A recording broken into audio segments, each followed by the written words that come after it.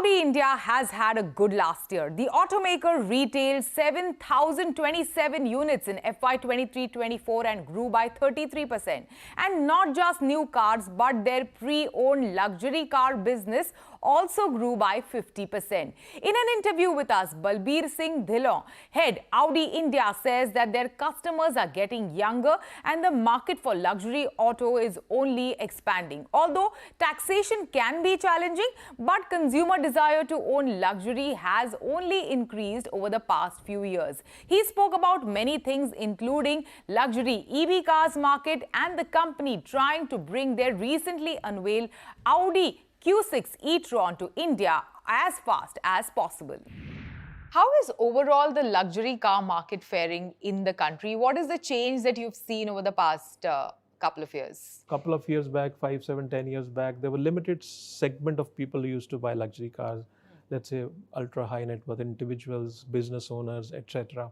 But now you also see a lot of CXOs, you have professionals buying these cars, youngsters, in their 40s, 30s buying luxury cars. So, that demographic, especially post-pandemic, has changed and people are really getting into luxury much earlier in their lives than it was before, whether it is through new cars or also through pre-owned cars business. So we have both the verticals running parallel. So we try to bring in a lot of customers who are not willing to buy a new car yet, but they want to try luxury. So, the exposure to luxury, the exposure to buy something which is expensive and you want to be looking unique and want to, let's say, not just, one thing which also has changed initially a couple of years back, let's say people used to throw luxury.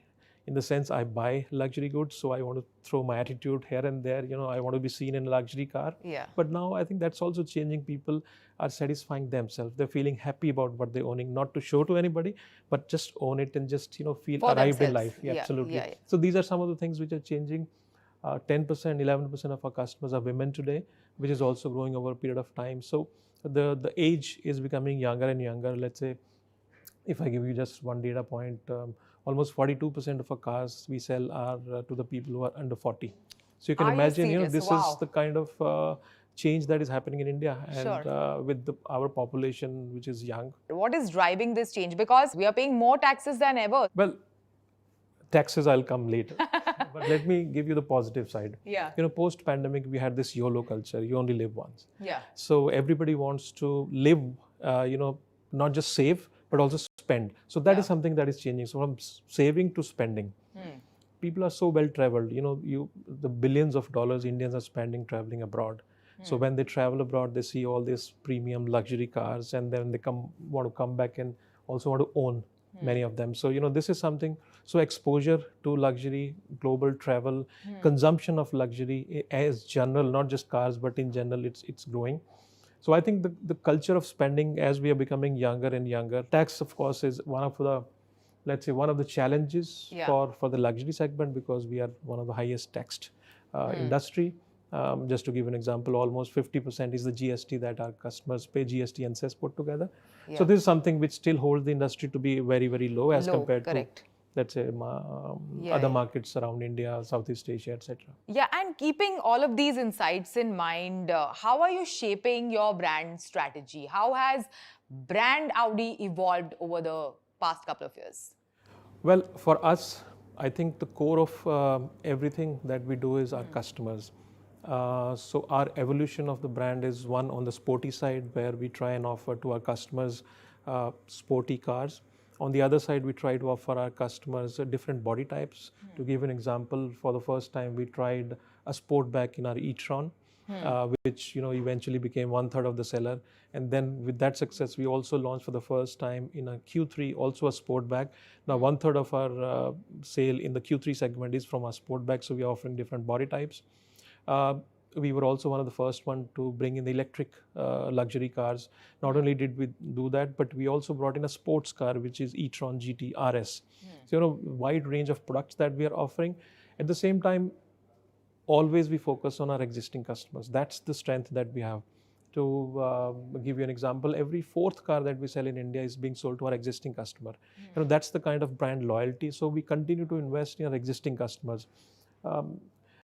in the first 6 months of this year, we did over 350 physical events across the country, where we are touching base with our existing customer, prospective buyers. So we take them to drive our cars. The cars have so much fun to drive, and they have so much of capability, which are normally not seen when you go from A to B in an office in the morning. So we try to bring these customers to the real cars, what their cars can do. And so many times they are so happy and zapped.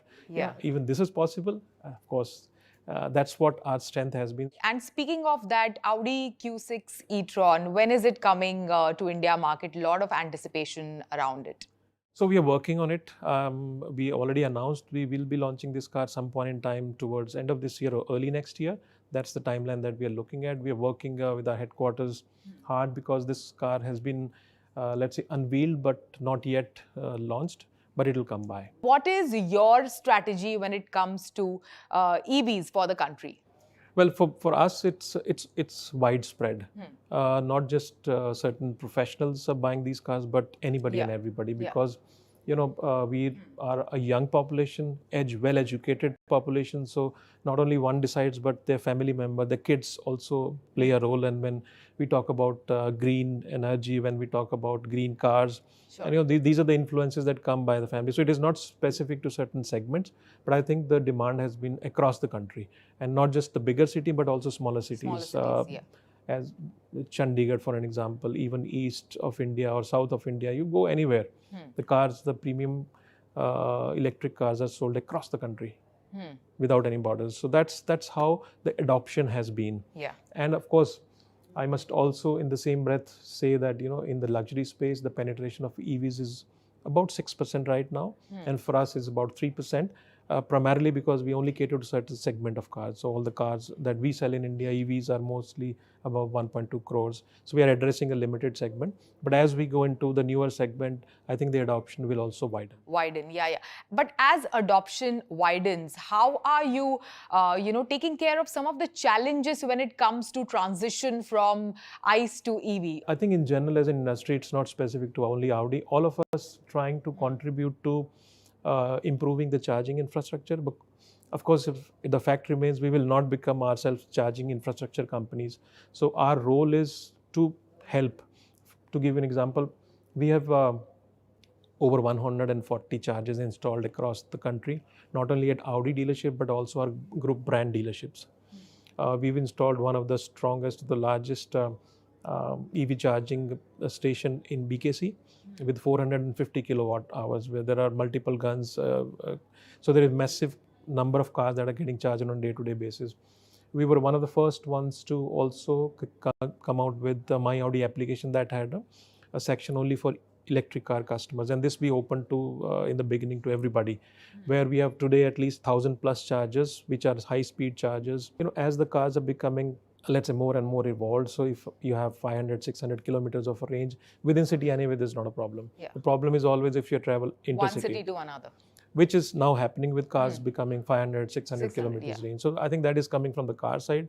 Last but not the least, sometimes also customers do feel the resale value of the car. They see the battery life, how long is the battery life. So, this is something which always remains, let's say, a question in our customers' mind, which we try to solve by communication.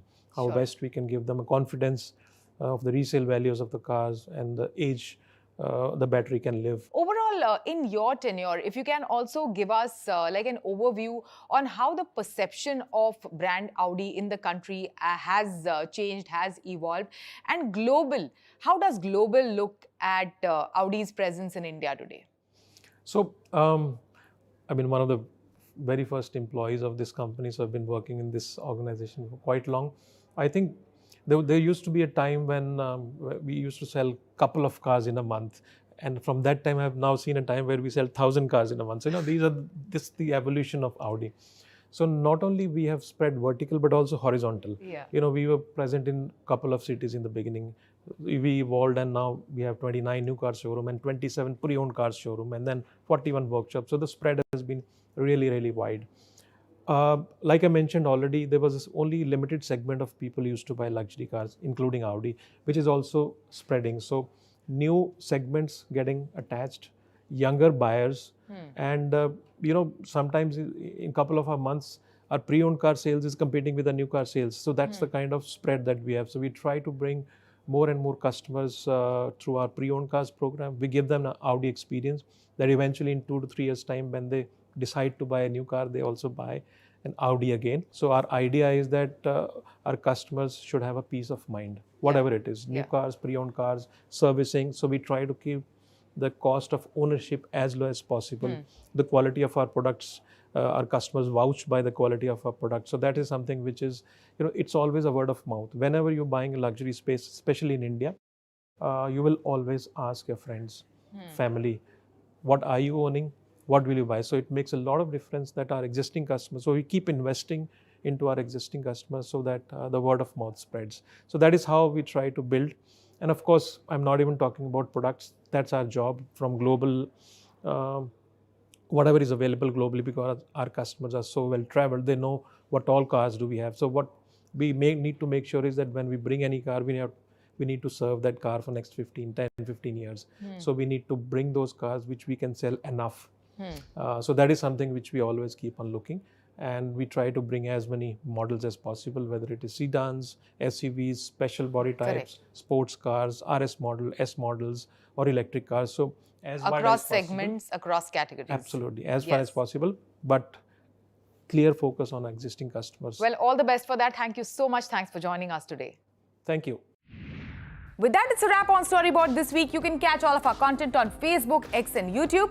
Thanks for watching. We will be back same time next week. See you soon.